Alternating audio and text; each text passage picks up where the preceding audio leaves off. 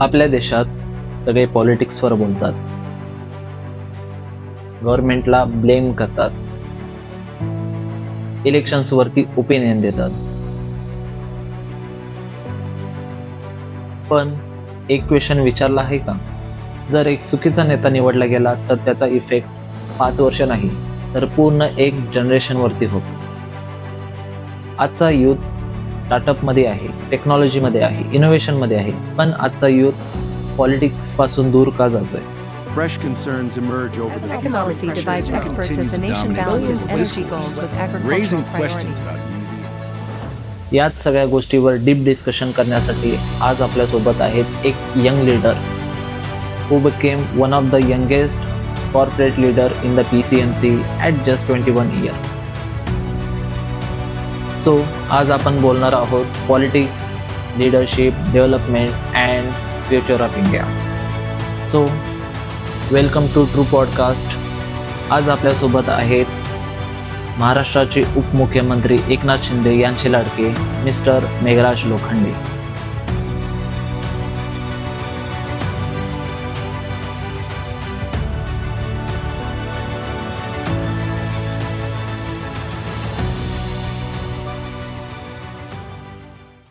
तर आज आपण डायरेक्ट तुमच्या जर्नी पासून स्टार्ट करू की आजकालचे जर आपण राजकारणी बघितलं तर आपण त्यांना त्यांचं जे पद आहे त्या पदाबद्दल विचारतो. तर मला असं विचारायचं आहे की तुमचा हेतू काय आहे, की जर तुम्ही मोटिवेशन काय येतं तुम्हाला रोज सकाळी उठल्यानंतर समाजासाठी काम करण्याबद्दल? मोटिवेशन म्हणण्यापेक्षा की राजकारणात येताना आपण एक डेडिकेशन घेऊन आलं पाहिजे. खरं तर राजकारण नसून ते एक सेवेचं साधन आहे. प्रत्येक जण त्याला वेगवेगळ्या दृष्टिकोनाने बघत असतो, पण खरं तर राजकारण हे एक समाजसेवेचं साधन आहे. समाजसेवा करण्यासाठी आपल्यात पण तेवढी जिद्द हवी. बरोबर. त्यामुळं मी तरी राजकारणात आलेलो आहे की एक आपल्या हातून समाजसेवा घडावी ह्याच्यासाठी. बरोबर. तर लोकांना मेघराज लोखंडे एक राजकारणी म्हणून माहिती आहे, पण त्यांचा जो जर आपण मूळ स्वभाव बघितला की त्यांचे जे उद्देश आहेत राजकारणी होण्याचे ते काय आहेत, किंवा आपण पॉलिटिशियन का बनायचं आहे त्यांना? मला समाजसेवेसाठीच राजकारणात मी खरं तर आलेलो आहे. मी एक तर सर्वसामान्य कुटुंबातला मुलगा आहे आणि सर्वसामान्य कुटुंबातनं येत असताना मिडल क्लास लोकांची काय प्रॉब्लेम आहेत, त्याच्यापेक्षा खालचा जो वर्ग आहे त्यांच्या काय अडीअडचणी आहेत हे समजून घेण्यासाठी खरं तर मला काम करायचं आहे आणि मी त्याच लोकांसाठी काम करत राहणार. आणि समाजसेवेचे वेगवेगळे दृष्टिकोन पण, जसे की गरिबी आहे, एखाद्याला कुठे अडचण असेल, अशा विविध गोष्टी आहेत, समाजामध्ये घटक आहेत की त्याच्यासाठी आपल्याला काम करणं आवश्यक आहे. आणि जर काम करणारच कोण नसेल तर लोक करणार काय? याच्यासाठी आपल्याला काम करायचं, समाजासाठी करायचं. बरोबर. जर आता आपण थोडस इलेक्शन वरती जाऊ, की जे आजकालचे आपण निवडणूक पाहतो तर त्यांचे जे आपले मूळ मुद्दे असतात, तर जर आपण बघितलं की रिलिजन झाले किंवा कास्ट झाले, तर या मुद्द्यावरती इलेक्शन लढवले जातात असं म्हणू शकतो. तर इलेक्शनचे मुद्दे मुळात काय असले पाहिजेत ज्याच्यावर इलेक्शन लढवली गेली पाहिजे? इलेक्शनचे बेसिक जे मुद्दे आहेत, मुद्दे म्हणण्यापेक्षा आज या देशामध्ये विविध पक्ष आहेत. विविध पक्षामध्ये विविध पक्षांची वेगवेगळी आयडिओलॉजीज आहे. कुठलाही पक्ष ज्यावेळेस स्थापन होतो तर त्याची एक आयडिओलॉजी असते, तो त्या आयडिओलॉजी प्रमाणे काम करत असतो. आणि आताचं जे खरं राजकारण आहे ते डेव्हलपमेंट असेल, त्याच्यानंतरून अगदी बेरोजगारी असेल, त्याच्यानंतरून शेतकऱ्यांच्या गोष्टी ज्या असतील त्याच्याबद्दल बोललं पाहिजे, आवाज उठवला पाहिजे, ना की धर्मांबद्दल. कारण हा देश मुळात डॉक्टर बाबासाहेब आंबेडकरांनी जे संविधान लिहिलं त्याच्यामध्ये हा देश धर्मनिरपेक्षवादी, म्हणजे ज्याला आपण सेक्युलर म्हणतो, तर या देशामध्ये लोकशाही आणि सेक्युलरिझमला जास्त महत्व आहे. त्यामुळे धर्माच्या राजकारणात न गुंतता डेव्हलपमेंट असेल, इन्फ्रास्ट्रक्चर असेल, असे विविध गोष्टींमध्ये आपण वोट पण केलं पाहिजे. आणि समोरच्या इलेक्शनचा जो मुद्दा आहे तो पण हाच असला पाहिजे, ना की धर्माचा असला पाहिजे. आज विविध धर्माचे आहेत आणि हा देश आपली तीच ताकद आहे, तीच युनिटी आहे आपली, की विविध धर्माची लोक आज एकत्र राहतात एका छताखाली. आणि तो तर इंडिया आहे आपला. त्यामुळं आपल्याला प्राऊड पण असलं पाहिजे त्या गोष्टीमध्ये. तर धर्माच्या नावाखाली कुठल्याही प्रकारचं राजकारण नाही झालं पाहिजे, असं माझं वैयक्तिक मत आहे. मत आहे. बरोबर आहे. कारण आजकाल जर आपण बघितलं, असं खुलून कोण नाही बोलत धर्माबद्दल किंवा कास्ट बद्दल. त्यांचे जर आता आपण आतापर्यंतचे जे पण इलेक्शन बघितले, तर ते मूळ 3 मुद्द्यावरती असं जसं की विकास झाला, शिक्षण झालं, त्याच्यानंतर आपण डेव्हलपमेंट म्हणू शकतो. तर या मुद्द्यांवरच इलेक्शन लढवल्या जातात. हे आपण दाखवण्यासाठीचे झाले. पण जे आतल्या अनुषंगाने त्यांचे मुद्दे असतात, जे समाज ज्या दृष्टिकोनाने त्या पार्टीला बघत असतो, ते वेगळे असतात तसे. एक तर आपल्या इथले जे लोकप्रतिनिधी आहेत, त्यांनी एक खरं तर ठरवलं पाहिजे की उमेदवार कसा असावा, तो एज्युकेटेड असावा. जो एज्युकेटेड नाहीये त्याच्याकडे दुसरा मुद्दाच नाही. बरोबर आहे. त्याच्याकडे एकच मुद्दा आहे की धर्म. धर्म. धर्माच्या नावाखाली लोकांचं मत घ्यायचे, हम्म. त्या प्रकारचं राजकारण. जो एज्युकेटेड आहे तो काय म्हणणार, आज आपली इकॉनॉमी कुठं आहे, हा, बरोबर जे ना? मूळ मुद्दे आज आहेत आपले. डेव्हलपमेंट कुठं आहे, बरोबर. आज बेसिक नीड पाणी, हम्म. हे सुद्धा आपल्याला शुद्ध पाणी भेटत नाहीये. हम्म. 24/7 ची लाईन टाकलेली आहे, पण त्याच्यात येतंय का पाणी? नाही येते. नाही का? येत. तर त्याचा डीपी प्लॅनिंग नाहीये, डेव्हलपमेंट प्लॅनिंग तुमच्याकडे व्यवस्थित नाहीये. हे सगळ्या गोष्टी मॅटर करतात. आणि जो शिकलेलाच नाहीये, हा. तो काय म्हणणार, हा देव माझा आहे, हम्म. ही जात माझी आहे, हा धर्म माझा आहे. आणि मग कधी कधी लोकांना काय होतं, ह्या मुद्द्यांपेक्षा धर्म आणि ह्या गोष्टीत लोक भावनिक होतात, भावनिक आणि होतात. भावनिकतेच्या आहारी जाऊन लोकांना तो सगळा मुद्दा साईडला राहतो. हा. आणि मग लोक त्या चुकीच्या- मुद्द्याला जास्त बरोबर आहे. महत्व देऊन तिथे मतदान जास्त करून धर्माच्या नावाखाली जातं. बरोबर आहे. तर जसा आपला क्वेश्चन आहे की याच मुद्द्यावरून की इमोशनली म्हणजे भावनिक होऊन जास्त वोट करतात की जे मूळ मुद्दे आहेत किंवा आपण जे गोष्टींवरती त्यांनी वोटिंग केलं पाहिजे त्या कोणत्या गोष्टीवर इमोशनल करतात की लॉजिकली विचार करून करतात, आताचे जे युवक आहेत किंवा आताची जी पिढी आहे त्यांच्याबद्दल. नाही, आज माझ्या मते तरी आजचे जे युवक आहेत ते मतदानच करत नाही. बरोबर. ते मतदानच करत नाही. नाही करत. का? मे बी त्यांना ते मुद्दे पटत नसतील. हम्म. धर्माचं राजकारण असेल काय. आणि इंडियन वोटर हा मुळात भावनिक वोटर आहे, असं मला वाटतं. हम्म. बाकीच्यांचं मला माहित नाही. हम्म. का? कारण मतदान करताना लोक आहारी जातात. हम्म. आहारी कसं जातात, की जो सुशिक्षित उमेदवार आहे, एखादा जर तरुण राजकारणात येत असेल तर तो काहीतरी नवीन अपेक्षा आणि आकांक्षा घेऊन येत असतो, की मला समाजासाठी हे करायचंय आणि समाजासाठी मी हे करू शकतो. हम्म. तुम्ही त्याला संधी दिली पाहिजे ना, की भावनिक होऊन नाही आमच्या इथे हे आले. आणि इंडियन वोटर भावनिक आहे ह्याचं उदाहरण म्हणजे कसं, आज पण जिथे जिथे इलेक्शन होती, आज लोकल पॉलिटिक्स मध्ये काही लोकांची दहशत आहे असं पण म्हटलं जातं. हा. हे सगळ्या गोष्टींमध्ये इंडियन वोटर भरकटला गेलेला आहे, आणि तो भावनिकतेच्या आहारी जाऊन कुठेतरी धर्माच्या राजकारणात फसतोय, हम्म. कुठेतरी खोट्या आमिषात फसतोय. जाती. आणि त्यामुळं कुठेतरी आपला देश थोडासा बॅकफुटला आलेला तरी मला वाटतो. हा. पण भावनिक आहे इंडियन वोटर. बरोबर आहे. तर जे आपण वोटर्स असतात तर त्यांनी लॉंग टर्म डेव्हलपमेंट वरती विचार करून वोटिंग केलं पाहिजे, की आता जर आपण बघितलं जे आताचे पॉलिटिक्स सध्याचे चालले आहेत ते लॉंग टर्म डेव्हलपमेंट न होता शॉर्ट टर्म पॉलिटिक्स वरती जास्त फोकस झालेले आहेत आता. त्याच्या मागे कारण काय आहे, की जे एक सरकार असतं कंटिन्युअस, ते सरकार खरं तर नाहीये. ठीक आहे, आता इंडियाचं सरकार आहे, पण काय होतं, समजा हे 5 वर्ष जर हे सत्तेत असतील आणि ह्याच्यानंतरून दुसरी पार्टी जर सत्तेत आली तर हे काय करणार, ते प्रकल्प प्रलंबित करणार किंवा त्याला स्थगिती आणणार आणि कुठंतरी आपलं नाव व्हावं त्यासाठी ते थांबवणार. आणि परत ज्यावेळेस इलेक्शन येईल त्या इलेक्शनच्या वेळेस म्हणजे 4 वर्षांनी ते लॉन्च करणार, का तर पुढची टर्म आपण हे व्हावं म्हणून. त्यामुळे कुठेतरी लॉंग टर्म डेव्हलपमेंट न होता हे शॉर्ट टर्म गोष्टी आपल्यासाठी हानिकारक आहे. आणि प्रत्येक जण आपापलं लोभी झालेला आहे. बरोबर. त्याला काय डेव्हलपमेंट आणि या सगळ्या गोष्टींशी काही कुठल्या गोष्टीचं त्याला हे नाहीये. फक्त त्याला काय भाव आहे की आपण कसं सत्तेत येऊ, आपल्याला काय मुद्दे पाहिजे, इम्पॉर्टंट त्यांच्यासाठी ते महत्वाचं आहे. त्यामुळं कुठेतरी लॉंग टर्मचा आपल्या इथे विचार होत नाही, तो शॉर्ट टर्मचा होतो. आणि भावनिक असल्यामुळे मुळात लोकांनी ठरवलं पाहिजे की आपल्याला कोणाला मतदान करायचं. ह्या गोष्टी आहेत. डॉक्टर बाबासाहेब आंबेडकरांचं एक वाक्य आहे, "अमीरों की नोट, गरीबों की वोट पर राज करेगी." कुठेतरी त्या पण गोष्टी सांभाळलं पाहिजे. सांभाळायला हा. पाहिजे. म्हणजे तसं केलंच नाही पाहिजे. मुळात आपल्याला लोकशाही टिकवण्याचा एकमेव हक्क आहे, तो आहे राईट टू वोट.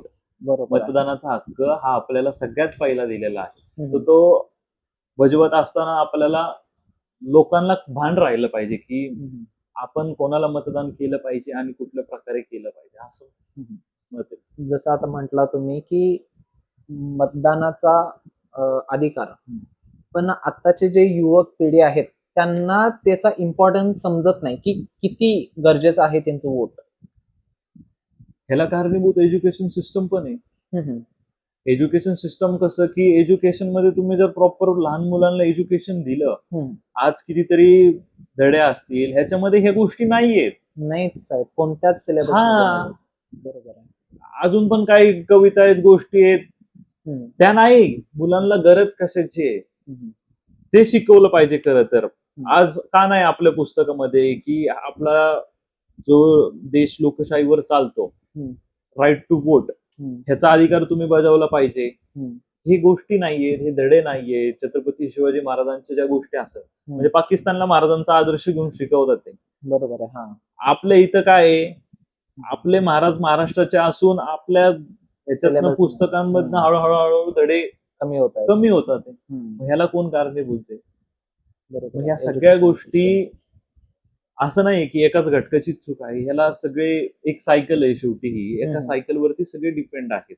बरोबर. मग त्या सायकल मधनं एक जरी भाग जर मिस झाला तर ह्या सगळ्या गोष्टी हे होतात. आणि युवकांना अट्रॅक्ट करण्यासाठी तुम्ही एज्युकेटेड पर्सन आणले पाहिजे.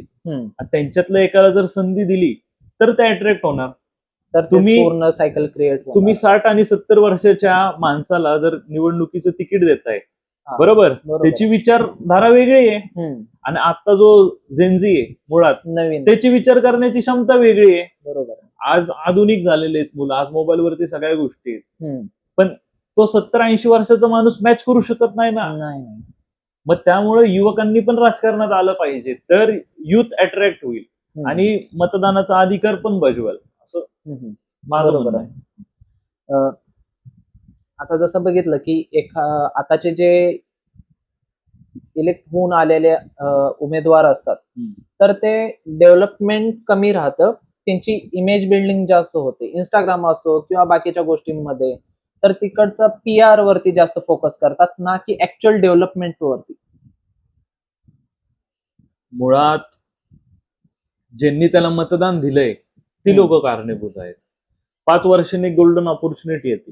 तुम्ही बरोबर. परिवर्तन पण घडू शकता आणि हाय ते पण स्वीकारू शकता. मग लोकांनी स्वीकारायला काय हवं? जर तो काम करत नसेल, जर तुम्हाला अनुभव असेल की त्यांनी 5 वर्ष कामच नाही केलं सातत्याने, तर तुमच्याकडे ऑप्शन आहे ना मतदानाचं. तुम्ही त्याच्या विरोधात जो उमेदवार असेल, जो चांगलं काम करतोय, ज्याच्याकडे होप्स आहेत, ज्याच्याकडे आपण कामं घेऊन जाऊ शकतो, तशा उमेदवाराला मतदान करावं, ना की जो कामच करत नाही त्याला. ह्या गोष्टी पण मॅटर करतात. आणि जसं आपला पहिला मुद्दा झाला की इंडियन वोटर हा भावनिक आहे, तर या भावनिकतेच्याच आहारामुळं आज चुकीचे लोक देखील निवडून आलेले आहेत. आणि निवडून आल्यानंतर त्यांना माहिती नसतं तळागाळाचं राजकारण काय असतं. आणि वारसाने फक्त संधी भेटते, पण कर्तृत्व हे सिद्ध करावं लागतं. आणि कर्तृत्व जर सिद्ध करायचं असेल तर तुम्हाला लोकांमध्ये जाऊन लोकांच्या अडचणी समजून, ते म्हणतो ना आपण की खालून म्हणजे ग्राउंड लेवलचं पॉलिटिक्स, ते तुम्ही वरपर्यंत, ह्या गोष्टी मॅटर करतात. त्यासाठी जर प्रस्थापित घराण्याचा असेल, त्याचा बाप किंवा आमदार असेल किंवा खासदार असेल, जर त्याला या गोष्टी माहिती नाहीये, कारण तो एक खासदाराचा मुलगा म्हणून जन्मलाय किंवा तो एक आमदाराचा मुलगा म्हणून जन्मलाय किंवा नगरसेवकाचा मुलगा म्हणून जन्मलाय, तर ह्या गोष्टी त्याला इफेक्ट करत नाही. सामान्य लोकांच्या अडीअडचणी माहित नसतात. तुम्ही आज नगरसेवक लँड क्रुझर घेऊन फिरतात, ही परिस्थिती आहे. हा, बरोबर आहे. मग तुम्ही समाजामध्ये कसं जाणार आणि लोक तरी तुमच्याकडे कसं येणार? आज कुठला नगरसेवक तुम्हाला दिसला की ऍक्टिव्हवर फिरतोय किंवा कुठल्या गाडीवर फिरतोय? नाही दिसला. नाही. जसं की आता चालू मुद्दा जर म्हटला तर आता की नरेंद्र मोदींनी जे सांगितलेलं आहे की पेट्रोल कमी करा किंवा वापर कमी करा किंवा पब्लिक ट्रान्सपोर्ट आहे त्याचा यूज करा. हम्म. तर हे जे नेते असतात ते नाही जाऊ शकत ना, कारण त्यांच्या स्वतःच्या लँड क्रुझर्स असतात. ते नाही नाही स्वतःच्या- नेते म्हणण्यापेक्षा हा. कसा विषय आहे, हम्म. जे देशाचं राजकारण करतात, हम्म. जे राज्याचं राजकारण करतात, हम्म. मग ते मंत्री लेवलचे असतील, एमएलए असतील, त्यांना एक सिक्युरिटी प्रोटोकॉल असतो. असतो, बरोबर आहे. बरोबर, हम्म. सिक्युरिटी प्रोटोकॉल मध्ये त्यांना तसं राहणं गरजेचं आहे. हम्म. कारण त्यांच्यावरती राजकीय विरोधक असतात, बरोबर राजकीय आहे. हल्ले होण्याची शक्यता हम्म. असती. त्यामुळे त्यांना या प्रोटोकॉलच्या गोष्टी कुठेतरी असतात. पाळाव्या लागतात. हा, पण मला काय म्हणायचंय, जो हम्म. सर्वसामान्य माणूस आहे आज एका घरामध्ये 3-3, 4-4 गाड्या आहेत. हम्म. त्यांनी काय होतंय, पेट्रोलचं कंझम्पशन पण वाढतंय. बरोबर आहे. त्याच्यानंतर पोल्युशन पण होतच आहे ना. बरोबर आहे. आज एका घरामध्ये फॅमिली असेल, आईची वेगळी गाडी आहे, हम्म. बरोबर, हम्म. वडिलांची वेगळी गाडी आहे, मुलाची वेगळी गाडी आहे, त्याच्या भावाची वेगळी गाडी आहे, बहिणीची वेगळी गाडी आहे. म्हणजे एका घरातच 7 ते 8 गाड्या आहेत. गाड्या बरोबर 2 फोर व्हीलर आहे. हम्म. नाही का घेतली, नाही पप्पा एक कामाला घेऊन जातात, एक आम्हाला फिरायला ठेवली. मग ह्या गोष्टी मॅटर करतात ना. हम्म. जर तुम्ही बसने गेले हम्म. तर एका बसमध्ये किती जण बसतात, हम्म. आणि तुमचं जाण्याचा मार्ग पण तेच होतो, Same आहे. पेट्रोलचं कन्झम्पशन कमी होतं. बरोबर आहे.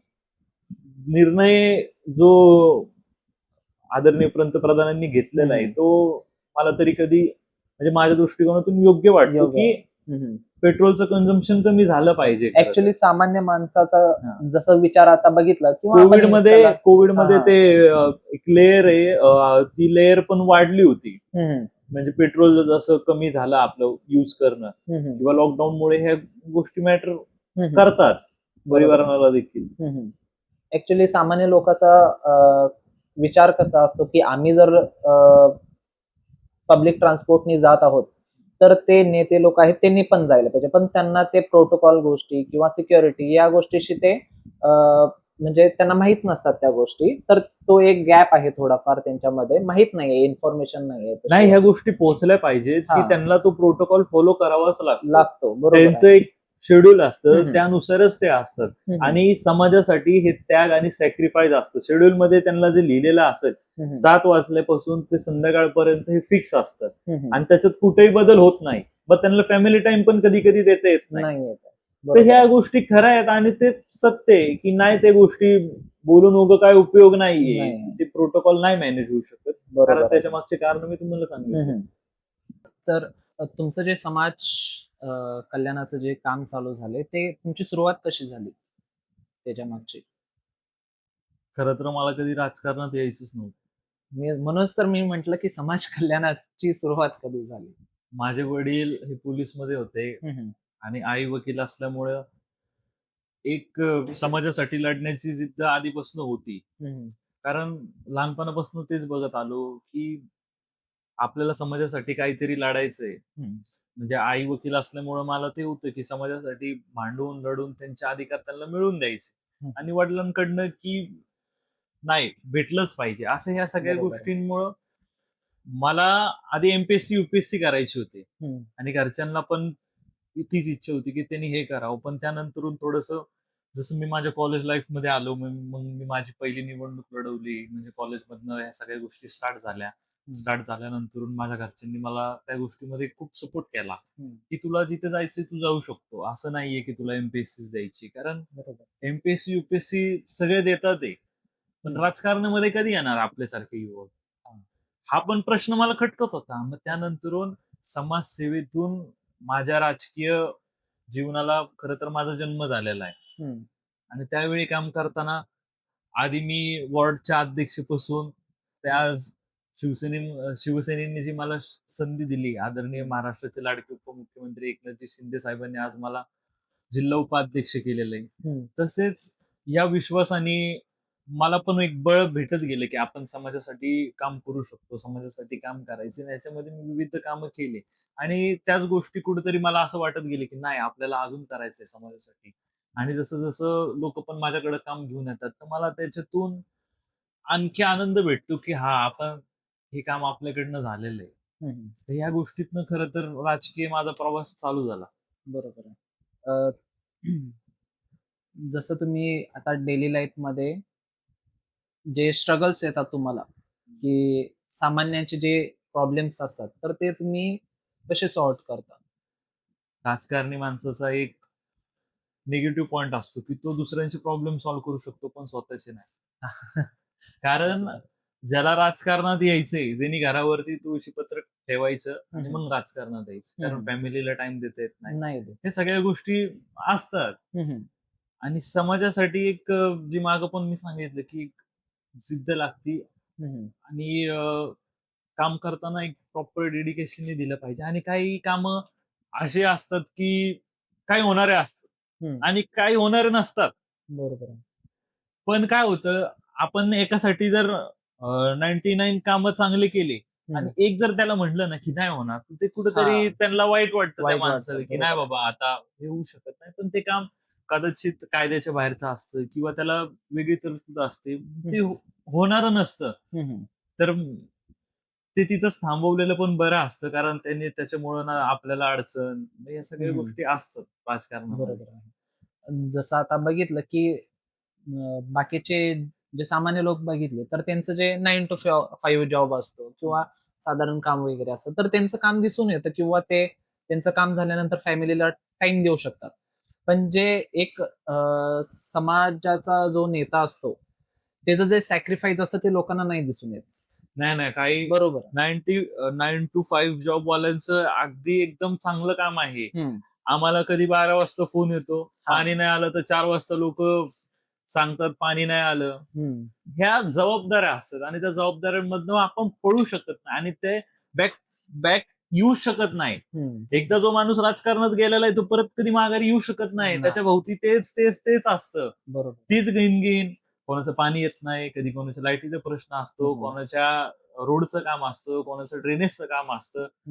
अशी विविध गोष्टी म्हणजे अगदी लोक छोट्या छोट्या कारणांसाठी पण जे एक राजकारणी माणसाच्या ह्याच्यात येतच नाही कधी कधी ते पण कामं सांगतात. त्यामुळं एक राजकीय माणूस हा खूप कामात गुंतलेला असतो आणि राजकारणात तोच येऊ शकतो ज्याला पूर्ण विषयाची संपूर्ण माहिती असते.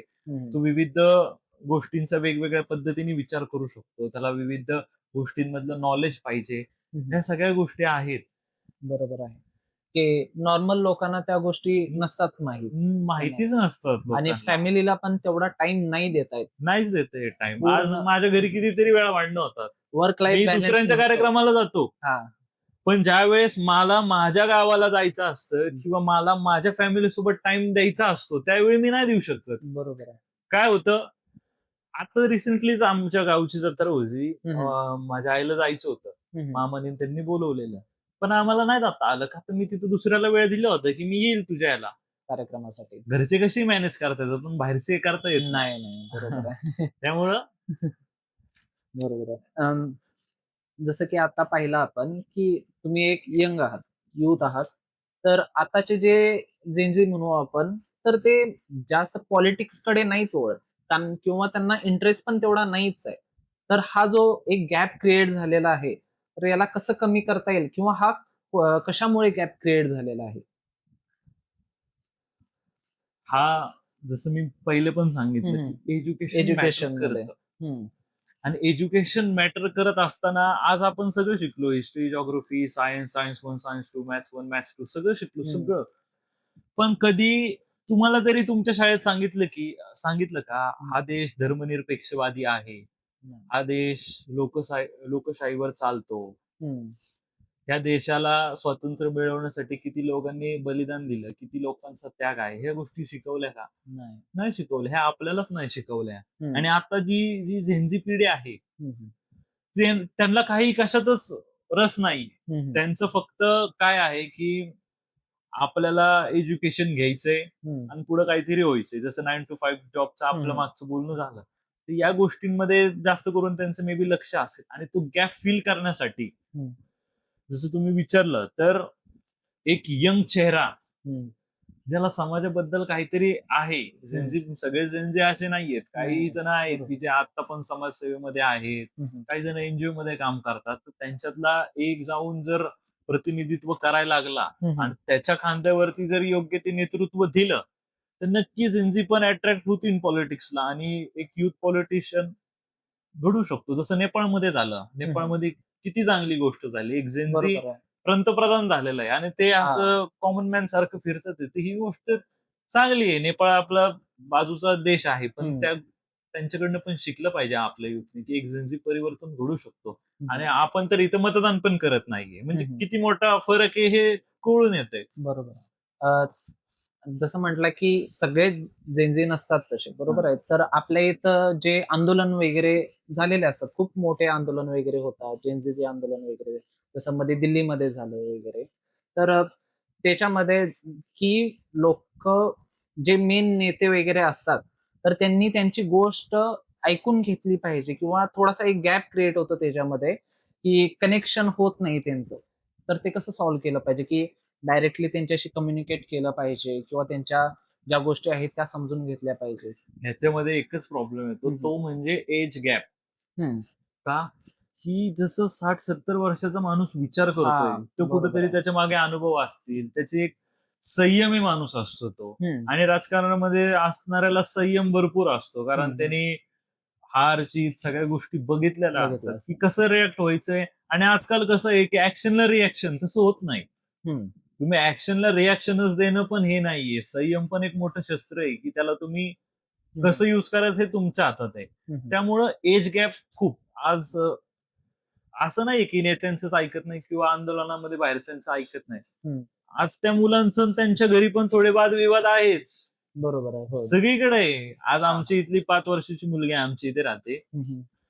तिला शिक्षकांनी विचारलं, की "तू घरी गेल्यावर काय करते?" हम्म. तर तिने घरी येऊन तिच्या आईला काय म्हटली, हम्म. की "ती टीचर होती कोण माझ्या पर्सनल लाईफ मध्ये इंटरफेअर करणारी?" बरोबर आहे. हा. मग ह्या गोष्टी काय झाल्या? एज हम्म. गॅप. एज जसं गॅप जसं आहे. एज होतंय, जेनझी हम्म. असे वेगवेगळे जनरेशन येतात आहे, त्यांची वेगवेगळे विचार आहेत. हम्म. आणि ते एक्सेप्ट केलं पाहिजे आपण खरं तर, की एक्सेप्ट जर आपण करणार नाही, तर त्यांना आपण एक ट्रॅक वरती आणू शकत नाही. आणि त्या ट्रॅक वरती जर त्यांना आणलं नाही, तर तो कुठेतरी भरकटला जाईल 100%. बरोबर आहे. ह्या गोष्टी आहेत. आम्ही तर घाबरायचो शिक्षकांना आणि अजून पण आम्हाला दिसले तरी आम्ही हा. घाबरतो. हे म्हणतात, की "हू आर यू? हा, बरोबर आहे. तुम्ही काय इंटरफेअर करताय आमच्या हम्म. मध्ये?" मग ही शोकांतिका आहे ना. हम्म. तर तिला नाकी ओरडण्यापेक्षा तिच्या घरच्यांनी बसून, "हा बाबा, हे असं-असं आहे." गोष्टी समजावल्या पाहिजे तेवढं. समजावल्या पाहिजे. हम्म. तर ती कुठेतरी 4 जणांना सांगेल. तिने नाही केलं तर तिची मुलगी तिला काय बोलेल? हे हा, पण आहे ना. बरोबर आहे, होय. त्यामुळं ह्या गोष्टी आहेत. ठीक आहे. आता जे ऍक्च्युअल वर्क जे असतं, ते इम्पॉर्टंट आहे, की काम जस्ट दाखवणं आपण, की आम्ही काम करतोय, हे इम्पॉर्टंट आहे. कारण आजकाल जसं दिखावापणा जास्त झालेला आहे कामाचा, की आम्ही काम जास्त करतोय वगैरे. तर किंवा ऍक्च्युअल काम आहे, की कामाचा अभाव आणणं, ते इम्पॉर्टंट आहे. ऍक्च्युअल काम करणं जास्त महत्वाचं आहे. हम्म. पण आपल्या इथले जे नागरिक आहेत, ते काम करणाऱ्याला कमी आणि जो दिखावा जास्त दिखावा. करतो त्याच्याकडे जास्त अट्रॅक्ट होतात. पण लोकांना पण तुमच्या चॅनलद्वारे माझं आव्हान आहे, की जो काम करतो ना, तुम्ही त्याला संधी द्या. ना बरोबर. की जो दिखावा करतो. हम्म. आणि जो दिखावा करतो तो कधी ना कधी फसणारच आहे. बरोबर. आणि जो काम करतो त्याला कशाची भीती नसते. करणार त्याला डर कशाला ना. हम्म. आणि ग्राउंड वरती उतरून जो काम करतो, हम्म. तो कधी पण जास्त महत्वाकांक्षा घेऊन काम करत असतो, की मला समाजासाठीच करायचंय. आणि जो दिखावा करतो तो स्वार्थी असतो. मग तो कोणाशी एकनिष्ठ राहू शकत नाही. तो ना त्या जनतेशी एकनिष्ठ राहू शकत किंवा कामाशी एकनिष्ठ राहू शकत. फक्त दिखावापणा हम्म. करायचा, इलेक्शन आलं की बाहेर यायचं. "काय रे कसा आहेस?" जवळ घ्यायचं. हम्म. "हां, तुम्ही कशा आहेत? काय?" हे विचारपूस करायची. नंतरून 5 वर्षांनी जा. तुम्ही 2 दिवसांनी जा त्याच्याकडं. "ताई, मी तुम्हाला ओळखलं नाही. दादा कोण तुम्ही?" हा, ही भाषा आहे. बरोबर आहे. त्यामुळे लोकांना पण थोडंसं विचार केला पाहिजे विचार लोकांनी. केला पाहिजे, की हम्म. भरकटायला नाही हवं लोक. जसं की आता एक जर चुकीचा नेता जर आपण निवडून दिला, किंवा चुकीचा म्हणण्यापेक्षा आपण कॅपेबल नसेल त्या गोष्टीसाठी काम करण्यासाठी, तर त्याचा समाजावरती, आता जर आपण एका नेत्याला निवडून देतोय, तर तो एक 5 वर्ष तरी किमान राहतो. तर 5 वर्ष म्हणजे खूप मोठा गॅप आहे हा. तर याचा समाजावरती, किंवा आताचे युथ असतात त्यांच्यावरती, किंवा डेव्हलपमेंट वरती, त्या समाजाचं म्हणू, किंवा त्या पर्टिक्युलर एरियाबद्दल डेव्हलपमेंट वरती किती मोठा फरक पडतो, किती मोठा फटका पडतो. पहिली गोष्ट, एक तर मतदान करताना पुढच्या 5 वर्षाचा विचार करायचा आहे, हम्म. की हा आपल्यासाठी की काम करू शकतो किंवा नाही. त्याच्यामध्ये एक थिंकिंग एबिलिटी त्याची असली पाहिजे तशी. त्याची विचार करण्याची क्षमता काय आहे? हम्म. आज लाईट सगळीकडे आहे, आज रोड सगळीकडे झालेले, तुम्ही वेगळं काय करणार? हा. वेगळं काय करणार? त्याच्या पलीकडे जाऊन जर त्याची विचार करण्याची क्षमता असेल, हम्म. जर या गोष्टी होतील, जर तो विचारच करू शकत नसेल, तर मग त्याला काय अर्थ नाहीये. आणि 5 वर्षाचा टाइम पिरियड आहे, त्या 5 वर्षामध्ये त्याला काहीच करू शकत नाही. का तर तो लोकशाहीने निवडून आलेला असतो, लोकांनी निवडून दिलेला असतं. हम्म. आणि जर तो कुठेतरी वीक पडला तर डेव्हलपमेंट असेल, या सगळ्या गोष्टींना खूप फटका बसतो. अगदी एज्युकेशन सिस्टम असेल, या सगळ्या गोष्टी इफेक्ट होतात. आणि 5 वर्षासाठी, आणि 5 वर्षामध्ये काही असे असतात की एक नवीन पिढी सुद्धा जन्माला आलेली असते आणि त्यांचं देखील त्या ठिकाणी नुकसान होतं. हम्म. आणि ते नुकसान काय दिसत नाही, पण ते इन फ्युचर मध्ये होणारच मोठा आहे. impact. 100% देशासाठी त्याच्यावरती खूप मोठा impact इम्पॅक्ट पडतो. पडणारा आहे. कारण ही सायकल जर स्लो झाली हम्म. तर कुठंतरी आज आज आपल्या इथं मेट्रो आहे. हम्म. आज नको होती मेट्रो आपल्या इथं. बुलेट ट्रेन लोक फिरतात आहे बाहेरच्या देशामध्ये. आज आपण कुठे? बरोबर ह्या आहे. पण गोष्टी आहेत ना. हम्म. आधीचं जे सरकार असेल, हम्म. हे सगळे कारणीभूत आहेत त्याला. योग्य वेळी योग्य निर्णय घेतले पाहिजे. घेतले पाहिजे. आता जर कम्पॅरेटिव्हली जर आपण थोडस आपला देश आणि बाहेरचे जे देश असतात त्यांना थोडस कम्पेअर केलं, पॉलिटिकली म्हणू किंवा डेव्हलपमेंट म्हणू किंवा त्यांचे जे टॅक्स कट होतात मान्य आहे, पण तेवढे ते सर्व्हिसेस प्रोव्हाइड करतात. तर याबद्दल कसं आहे? आपल्या इथं पण टॅक्स कट होतो, मान्य आहे की आपली लोकसंख्या खूप जास्त आहे, एवढं मॅनेज करणं पॉसिबल सध्या तरी नाहीये, कारण खूपच जास्त आपली पॉप्युलेशन आहे. तर याला कसं आपण ओव्हरकम करू शकतो? सर्व्हिसेस आपले किंवा आपले ज्या गव्हर्नमेंटच्या फॅसिलिटीज असतील त्या एक्स्ट्रा प्रोव्हाइड करू शकतो, चांगल्या प्रोव्हाइड करू शकतो. नाही, प्रोव्हाइड करत असताना आज महाराष्ट्राची जी जनसंख्या आहे ती 13 कोटीच्या पण पुढे आहे किंवा त्याच्या आसपास आहे. म्हणजे तो परफेक्ट आकडा मला माहित नाही, पण 13 कोटीच्या आसपास आहे. ह्या 13 कोटी महाराष्ट्राच्या जनतेला सांभाळणं हा एक मोठा टास्क आहे. त्या टास्क मध्ये विविध गोष्टी आहेत. लाईटीचा सप्लाय आहे, बरोबर, पिण्याच्या पाण्याचा सप्लाय आहे, त्याच्यानंतरून जे बेसिक नीड्स आहेत, या सगळ्या गोष्टींचं एक चेंज सिस्टम फॉलो करून तो एक सप्लाय क्रिएट करणं हे मोठं टास्क आहे आज आपल्या समोर. आणि बाहेरचे जे टॅक्स वगैरे घेतले जातात तर त्यांचं, जसं मागे मुद्दा झाला की भावनिक, ती लोक भावनिक नाही, ती प्रॅक्टिकल आहेत. त्यांना माहिती की ये सही बंद आहे, ह्याला मतदान दिलं तर या गोष्टी नाही आपल्याला सहन करायला लागणार. त्यामुळं एज्युकेशन मॅटर करतं. कशासाठी? या प्लॅनिंगसाठी, निर्णय पुढच्या 5 घेण्यासाठी. वर्षांनी काय करायचंय. पहिले तरी एक आपली पॉलिसी होती की ती पहिले 5 वर्ष 5 इयर प्लॅनिंग कमिशन ज्याला आपण म्हणायचो, ती 5 वर्षाची प्लॅनिंग करायची. आता नीती आयोग 1 वर्षाचं प्लॅनिंग करतं आपल्या फायनान्शियल इयरचं. आणि ते एक चांगलं पण आहे की एका वर्षामध्येच आपल्याला अंदाज येऊन जातो की काय. पण तुम्ही जर आज पुढच्या 5 वर्षाचं बजेट काढलं तर ते शक्य नाहीये. आज जे 10 रुपये ते 5 वर्षांनी किती असतील? इन्फ्लेशन असतं, बाकीच्या गोष्टी 8 रुपये 9 रुपये होते. मग आज तुम्ही त्याची तरतूद करू शकत नाही पुढच्या 5 वर्षासाठी.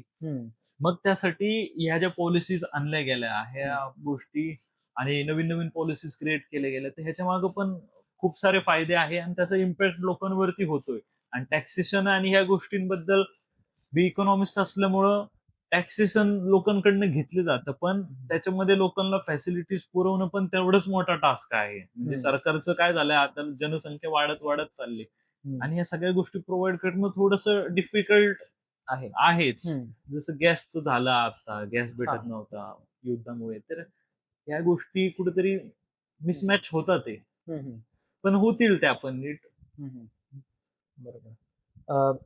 जसं की आता पाहिलं आपण, जे जसं तुमचं आता आम्ही आतापर्यंत काम बघत आलेलो आहोत, पाण्याच्या समस्या असतील किंवा सामान्य लोकांच्या ज्या पण समस्या असतात, तुम्ही ग्राउंड लेवलला कनेक्टेड आहात. ओके.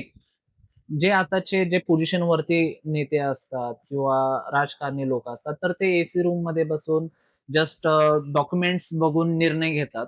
तर मला असं वाटतं की जसं राहुल गांधींनी पदयात्रा केली होती, जस्ट पदयात्रा, तर पदयात्रा केली पाहिजे का? किंवा ग्राउंड लेवलला जाऊन रियालिटी चेक केली पाहिजे का? किती इम्पॅक्ट होऊ शकतो? नाही, केलं पाहिजे ना. तुम्ही इलेक्शन आल्यानंतरून तुम्ही बाहेर येताय, मतदान मागताय, लोकांच्या घरी घरी जाताय, काय रे कसा आहे काय विचारपूस करताय, तसं तुम्ही निवडून आल्यानंतर पण गेलं पाहिजे.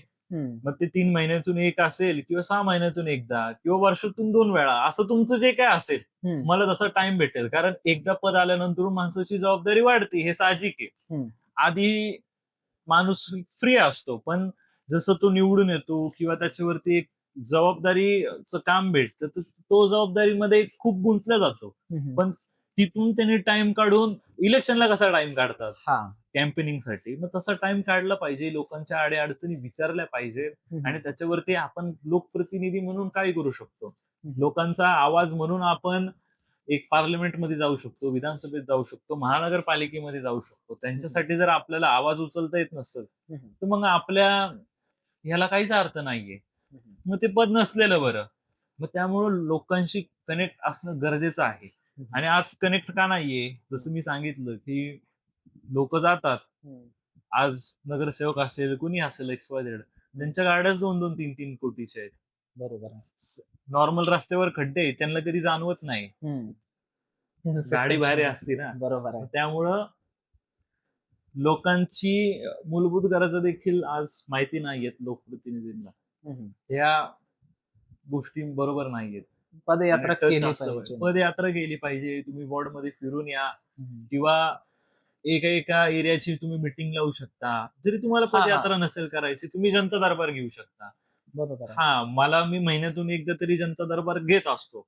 मग त्याच्यामध्ये आपल्याला कळतं की लोकांची काय अडचण. मी सगळीकडे नाही जाऊ शकत, ठीक आहे, पण मी एका ठिकाणी बसून सगळीकडचे लोक तर येऊ शकतात. तुम्ही जनता दरबार घ्या, ज्यांना प्रॉब्लेम आहे ते तरी येऊ शकतात ना. तुम्ही जनता दरबार घ्या, लोकांशी कनेक्ट राहा आणि ज्याचं काम होतंय त्याला सांगायचं येस, ज्याचं नाही होतं त्याला खोट्या होप्स देऊन उगाच मी करतो हे करतो, तसं नाही. जे कायदेशीर काम आहे ते करायचं, जे नाही होतं ते सरळ सांगायचं की नाही होत. त्याच्यामध्ये समाजामध्ये पण एक आपली पण इमेज होती की असं असं.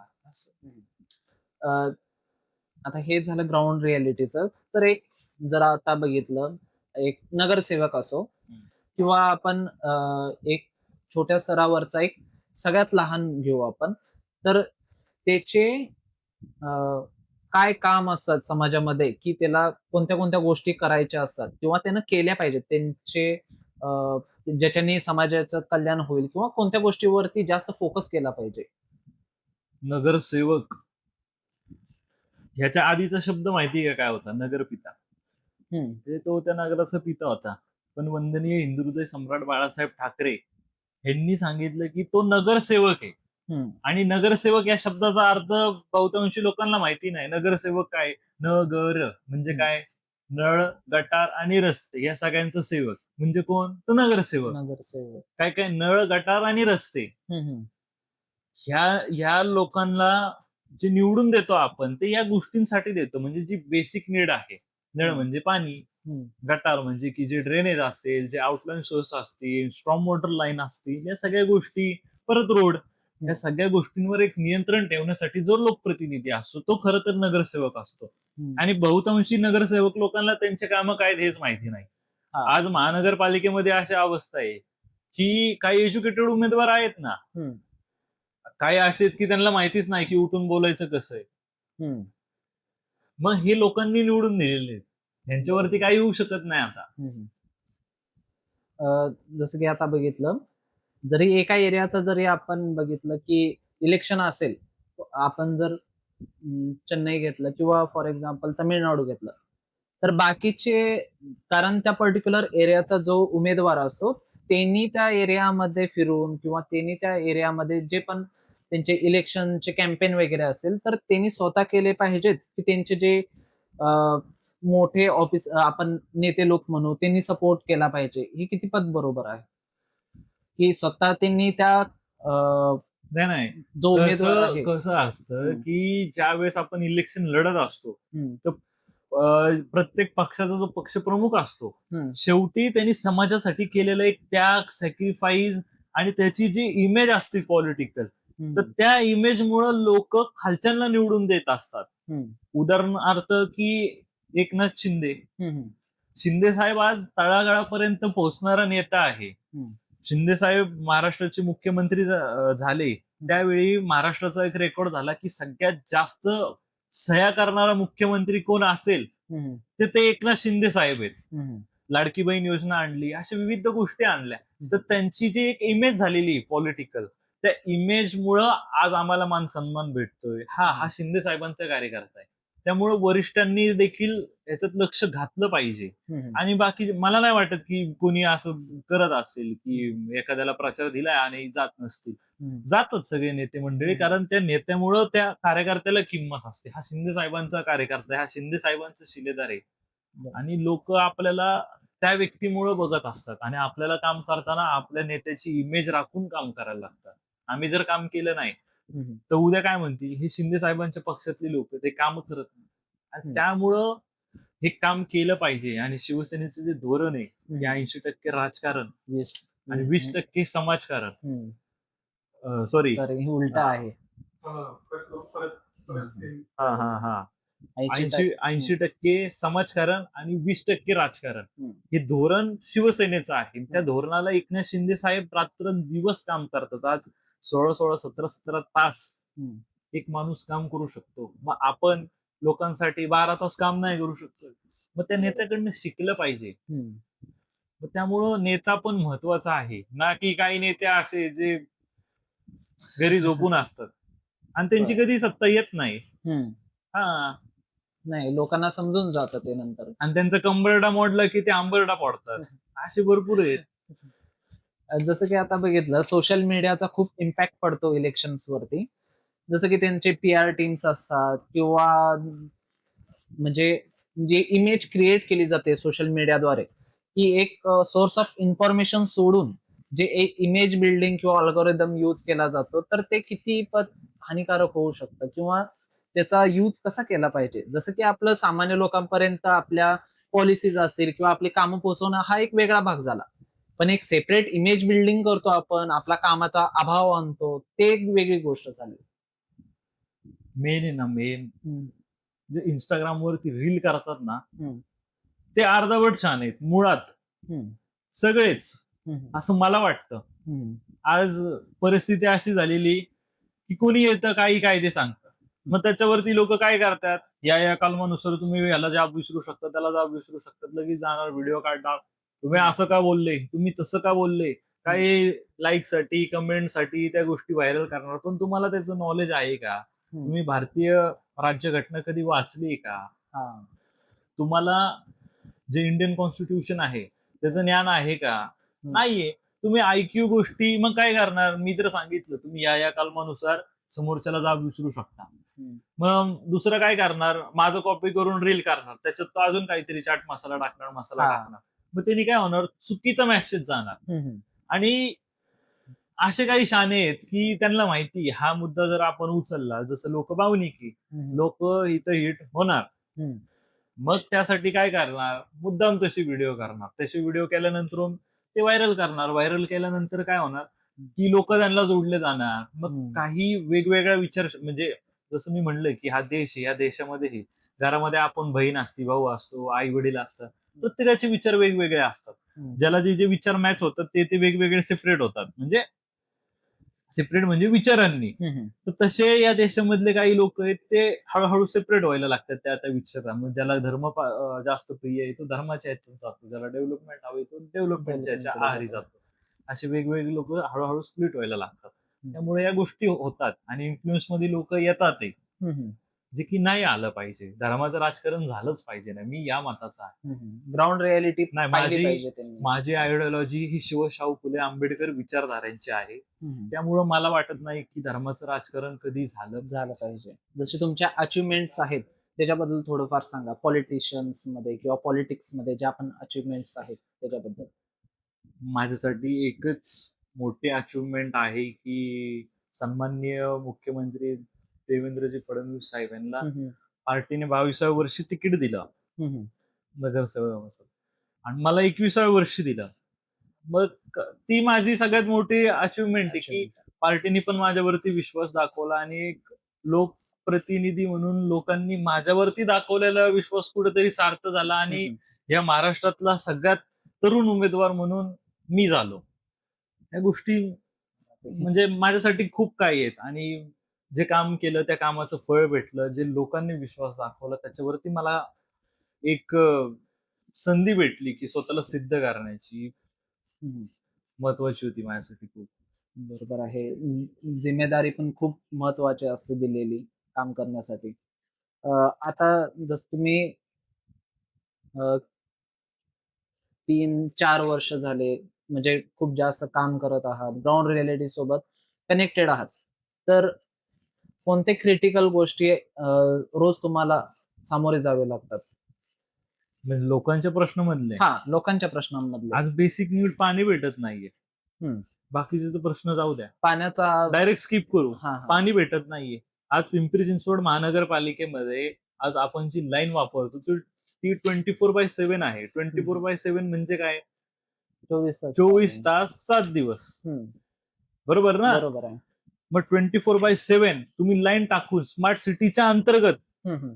जर लोकांना दिवसाड पाणी सोडताय 24/7 बी नाही 24 तासामधनं 1 तास पण पाणी येत नाही. हं, हं. पण जर तुम्ही दिवसाड पण लोकांना वेळेवरती पाणी पुरवठा सुरळीत करू शकत नसाल हं, हं. तर ही किती मोठी गोष्ट आहे. बाकीचं तर सगळं सोडू आपण. बेसिक नीड आहे वॉटर.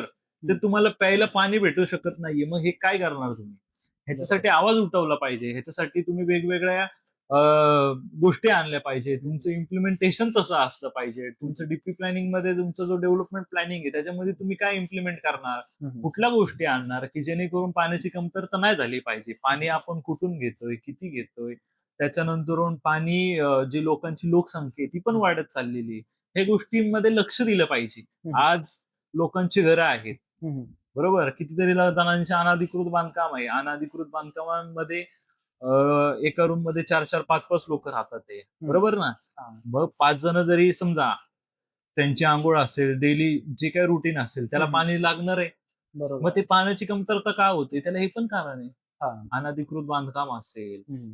त्याच्यानंतर वाढती लोकसंख्या असेल. एका फ्लॅटमध्ये 5-5, 6-6 जण राहतात. बॅचलर असतील तर ते कुणी पीजी केलंय, कुणी काय केलंय, या गोष्टींमुळे जास्त पाण्याचा पण युज होतोय. हं, हं. ह्या गोष्टी विचार केला पाहिजे याच्यावर. हं, हं. जसं की आता बाकीच्या समस्या पण पुण्यामधल्या जर आपण पाहिल्या, जसं की आपला मेन जर मुद्दा पकडला तर ट्रॅफिक किंवा रोड व्यवस्था किंवा बाकीच्या ज्या गोष्टी आहेत, तर त्या कशा सामोऱ्या केल्या पाहिजेत किंवा त्यांना कसं सॉल्व्ह केलं पाहिजे? रोड व्यवस्था ज्या आहेत त्या रोड व्यवस्थेमध्ये जसं मी म्हणलं की सन्माननीय प्रधानमंत्र्यांनी जे आवाहन केलेलं आहे की आपण हं, हं. लोकल ट्रान्सपोर्टचा वापर केला पाहिजे. लोकल ट्रान्सपोर्ट कोणासाठी? लोकांसाठीच आहे. लोकांसाठी. बरोबर ना? हं. आणि लोकांचं काय झालेलं आहे की लोकांनी आज एक गोष्ट एक इगो आणि ह्याच्यावरती घेतलेली की माझ्याकडे गाडी आहे. हं, हं. मी का लोकल ट्रान्सपोर्ट वापरू? हं. जिथं तुमचं 30 रुपयात काम होतं तिथं तुम्ही 300 रुपयाचं पेट्रोल घालून जाणार आहे. ह्याच्यात हं. लॉस कोणाचा आहे? आपलाच आहे. आपलाच सामान्य आहे. लोकांचा. बरोबर ना? हं. मग एक माणूस घरात जसं मी सांगितलं एका घरात 7-7 गाड्या असतात. हं, हं. सगळे जर बसमध्ये गेले तर तुमच्या रस्त्यावरच्या 7 गाड्या कमी होतील. हं. ट्रॅफिक कमी होणार. ट्रॅफिक ऑटोमॅटिक कमी होईल. हं, हं. पण लोकांनी त्याचा स्मार्टली यूज केला पाहिजे. हं, हं. ना की नाही मी माझ्या गाडीनेच जाणार. हं, हं. बरोबर ना? बरोबर. ह्या गोष्टी लोकांनी नाही केल्या पाहिजे. पब्लिक ट्रान्सपोर्ट जास्तीत जास्त यूज केली पाहिजे. मेट्रो सुविधा झालेली आहे. हं, हं. आपल्याकडं बस पण तेवढे सक्षम आहेत आपल्या. त्याच्यानंतर विविध गोष्टी आहेत ज्याने आपण लोकल ट्रान्सपोर्ट चांगला आणि पब्लिक चांगलं म्हणजे ट्रान्सपोर्ट करू शकते. ना की करू स्वतःचे लॉस घालून, स्वतःचे पैसे घालून. हं, हं. सगळ्या गोष्टी आहेत. हं, हं. बसने जायचं 30 रुपये, यायचे 30 रुपये, 60 60 रुपये. तुम्हाला जायला किती तिथं 300 रुपयेचं पेट्रोल लागतंय. बरोबर ना? तुमचं बरोबर. इंधनचं पण कमी होतंय, वापर कमी होतोय. पोल्युशन पर्यावरणाला देखील हानी कमी होते. पोल्युशन तेच कमी कमी होतंय. होतं. या सगळ्या गोष्टी आहेत आणि ट्रॅफिक ऑटोमॅटिक कमी होईल. जेव्हा लोक हं, हं. स्मार्टली वर्क करतील ना की अडून बसतील. मी माझ्याच गाडीवर जाणार. हं, हं.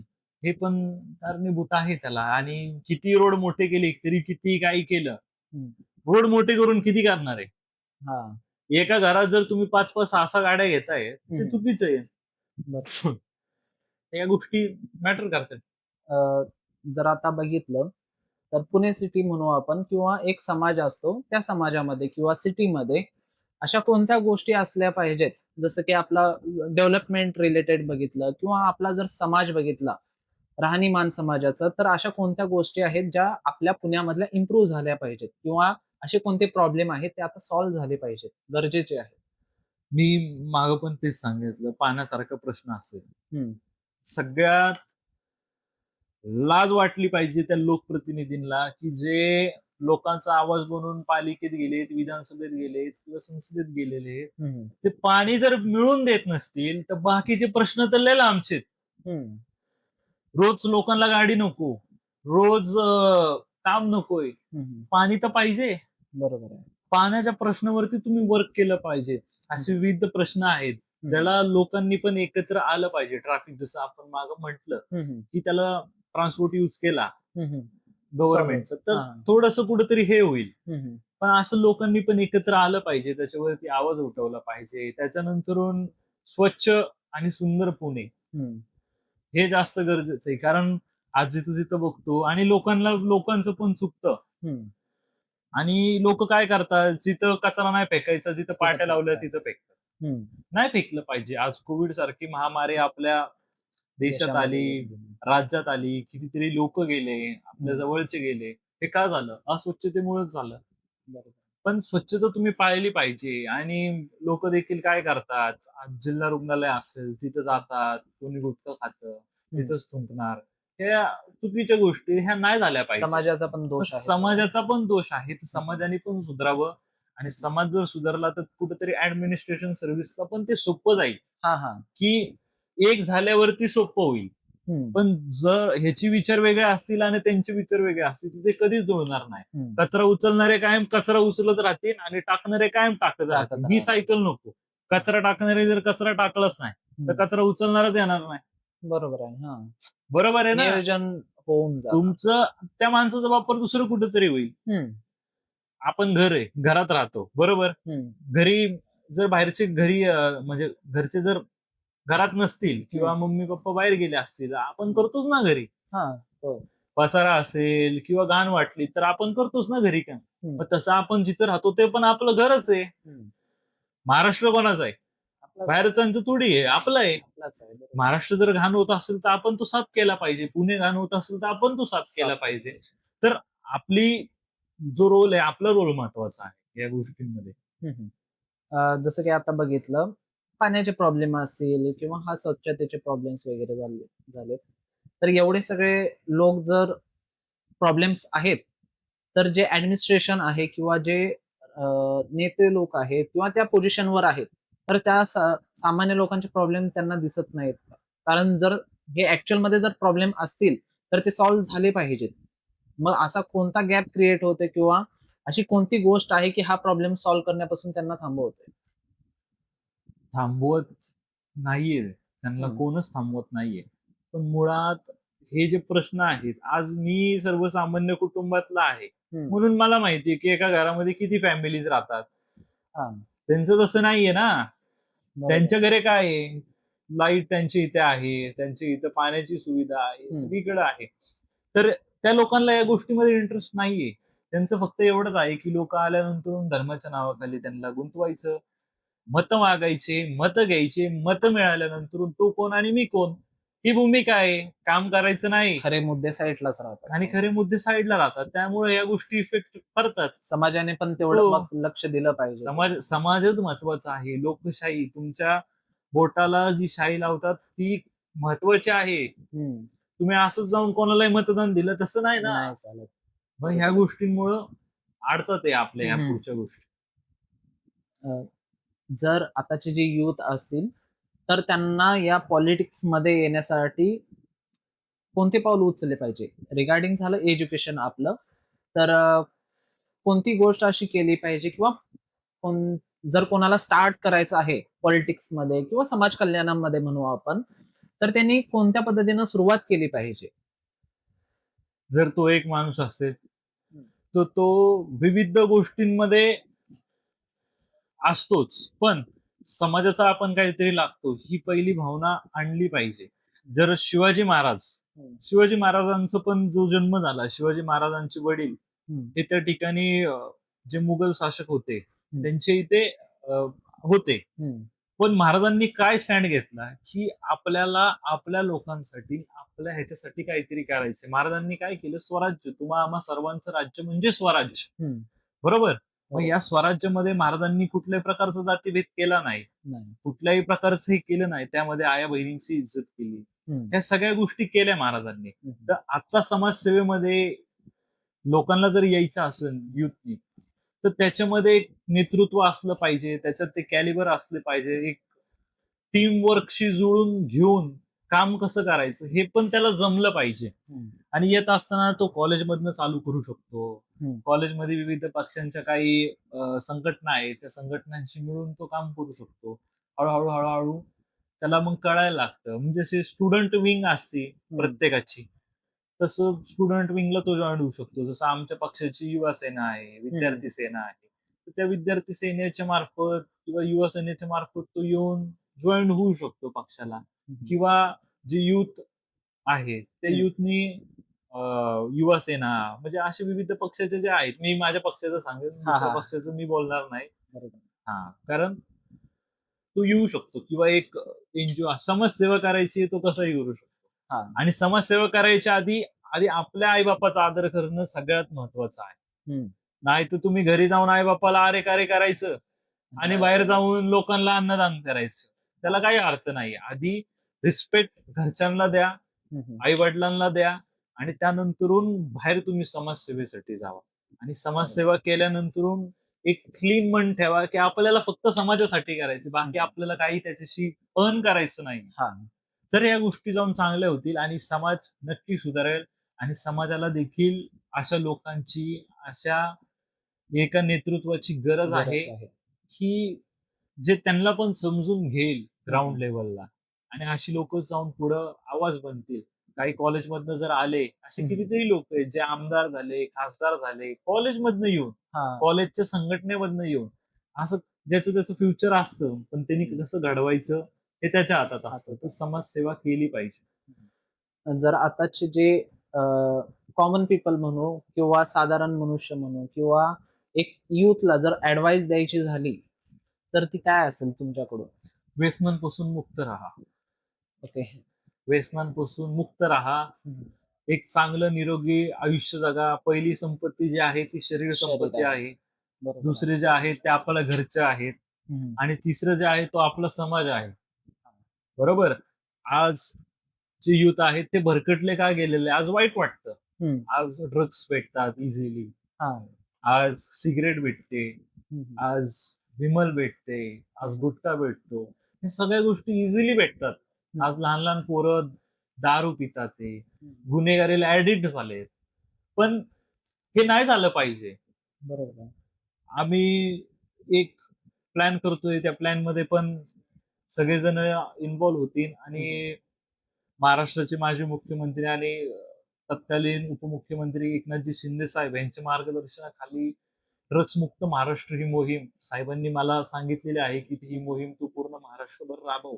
आणि त्या मोहिमेतून जे जे असे ऍडिक्ट लोक असतील त्यांची आम्ही मदत करणार आहोत.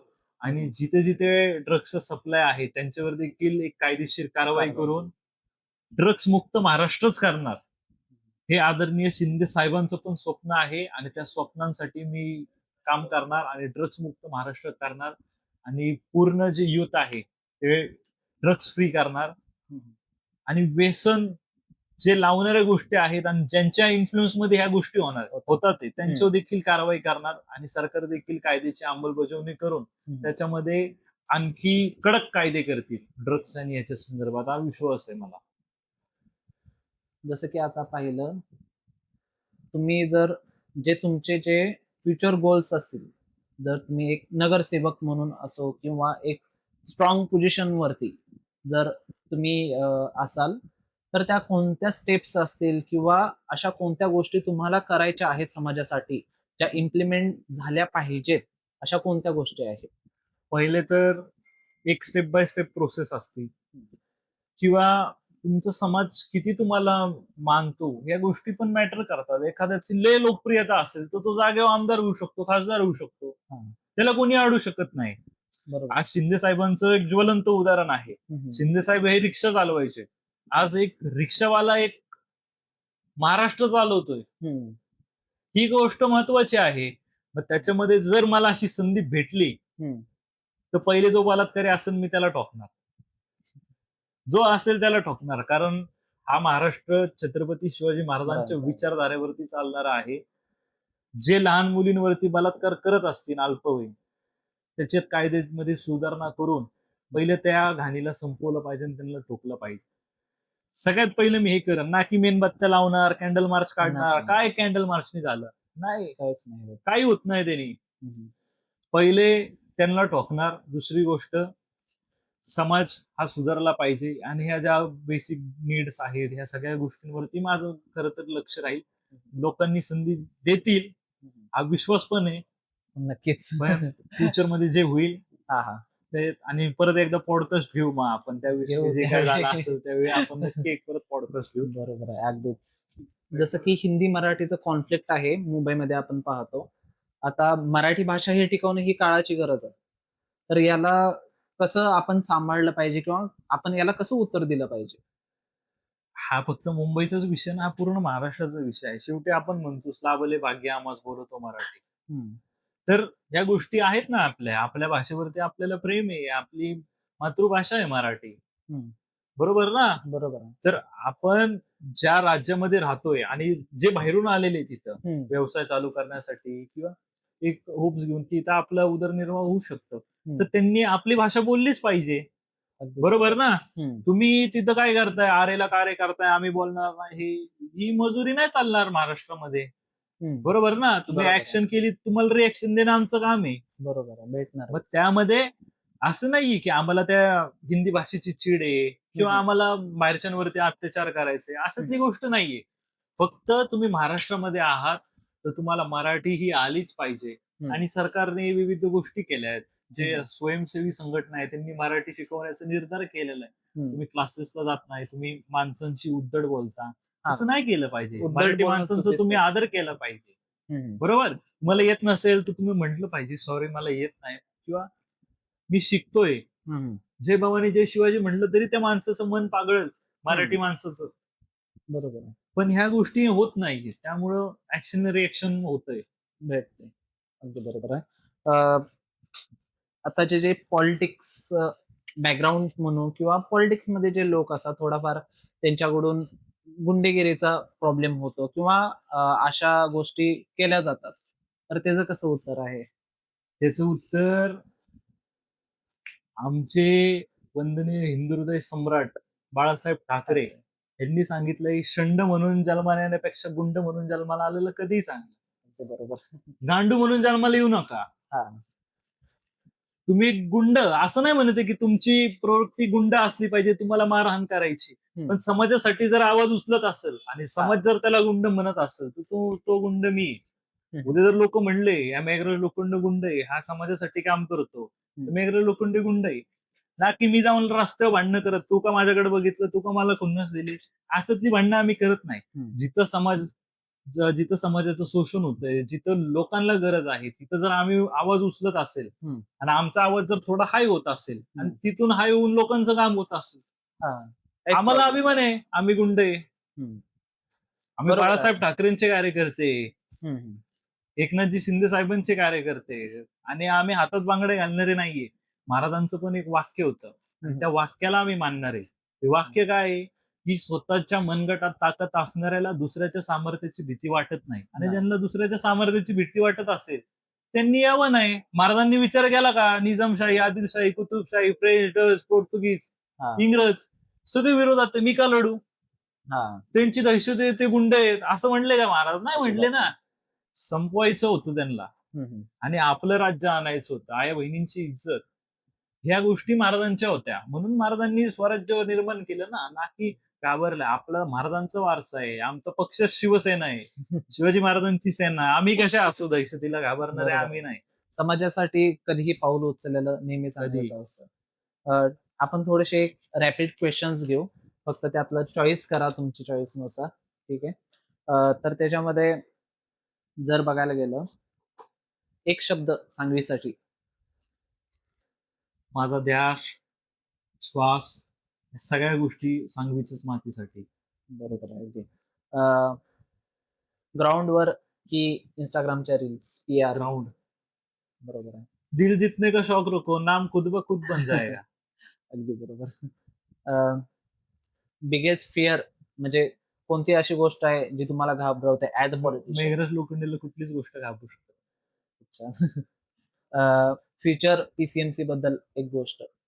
फ्युचर पीसीएमसी बद्दल स्वच्छ पीसीएमसी असेल, एक डेव्हलप्ड पीसीएमसी असेल आणि एक काय म्हणतात की एक भावना समाजाची ती चेंज झालेली असेल आणि त्याच्यामध्ये विविध गोष्टी खूप डेव्हलपमेंट सारख्या आहेत त्या करून ते पीसीएमसी साठी करणं. ऍज अ पॉलिटिशियन पेशन्स की करेज?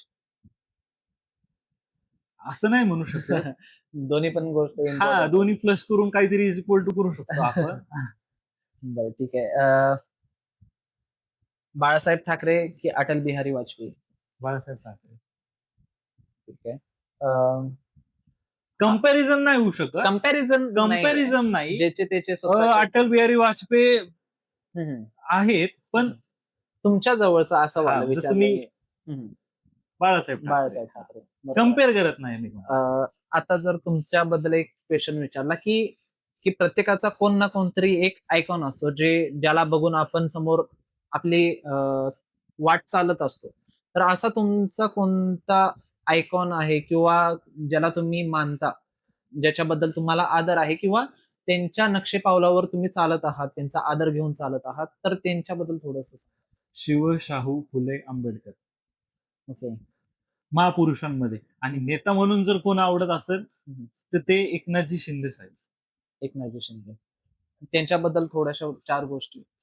शिंदे साहेबांबद्दल तुम्ही किती काय म्हणणार, त्यांना किती उपमा आहेत. महाराष्ट्राचं संकट मोचन असेल किंवा कॉमन मॅन, ह्या सगळ्या गोष्टी शिंदे साहेबांबद्दल आहेत. शिंदे साहेबांचं राजकारण हे वेगळं राजकारण आहे. असं कुठलाही मुख्यमंत्री आजपर्यंत झालेला नाहीये. दिव्यांग मंत्रालय देखील शिंदे साहेबांनी दिलेलं आहे आणि त्यामुळेच बच्चू कडू जे आता आले ते शिंदे साहेबांच्या आधिपत्याखाली काम करण्यासाठी इच्छुक होते ना आले. आणि शिंदे साहेब वेगळा नेता आहे. शब्द कमी पडतील पण ते कृतीत उतरवणं, शब्दात उतरवणं नाही. शिंदे साहेबांना ती माझ्यासाठी मोठी गोष्ट आहे. ते करूही शकत नाही कारण शिंदे साहेब बरोबर. वेगळे आहेत. बरोबर आहे. ठीक आहे, आता झालेत तसे आपले क्वेश्चन. माझेच आता काही क्वेश्चन्स आहेत तसे. जसं की आपण पाहिले, हे आता तुमचे जे जसे तुम्ही सांगितले की फुले आहेत किंवा आपले माननीय CM आहेत, ठीक आहे.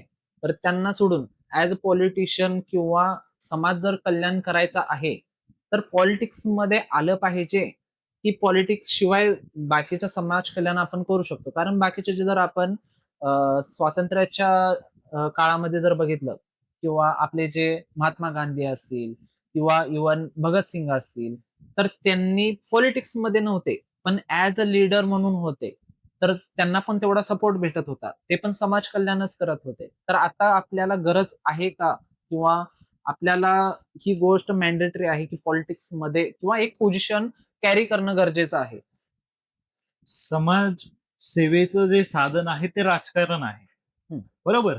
राजकारणामध्ये समाजसेवाच साधन आहे आणि त्याच्या भोवती तुम्हाला वेगवेगळे अधिकार मिळतात जे की तुमच्याकडे power position, designation, name, fame, power position जे म्हणतो आपण, ते जर नसेल तर तुम्ही नाही ऍक्शन घेऊ शकत. आलं लक्षात? आज मी सर्वसामान्य नागरिक म्हणून जर एखाद्या ठिकाणी गेलो, सरकारी कर्मचारी असतील, अधिकारी, ते काय म्हणणार, बस बरोबर ना. मी जर एखादा लोकप्रतिनिधी असेल, मी काय म्हणणार, काय येते, बरोबर ना. ही भूमिका महत्वाची आहे.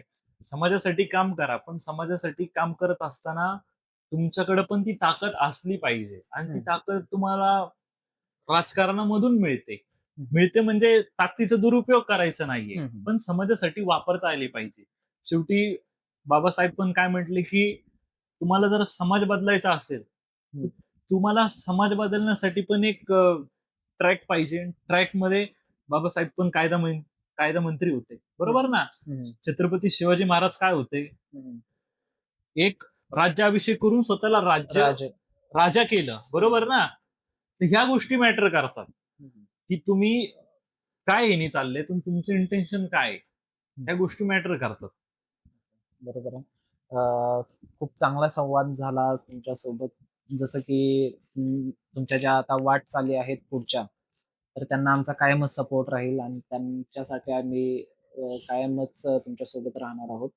तर धन्यवाद. आजचा हा कार्यक्रम स्थापित केल्याबद्दल किंवा आम्हाला खूप सपोर्ट केल्याबद्दल. Thank so much. धन्यवाद. Thank you so much. तुमचे चॅनलचे पण आभार की तुम्ही मला बोलण्याची संधी दिली आणि चांगला तुमचा चॅनल अजून मोठा झाला पाहिजे आणि सगळे युवक एकत्र येऊन तुम्ही करताय त्यामुळं शुभेच्छा तुम्हाला माझ्याकडनं असेल, आमच्या धन्यवाद. पक्षाकडनं असेल. जय महाराष्ट्र. जय महाराष्ट्र.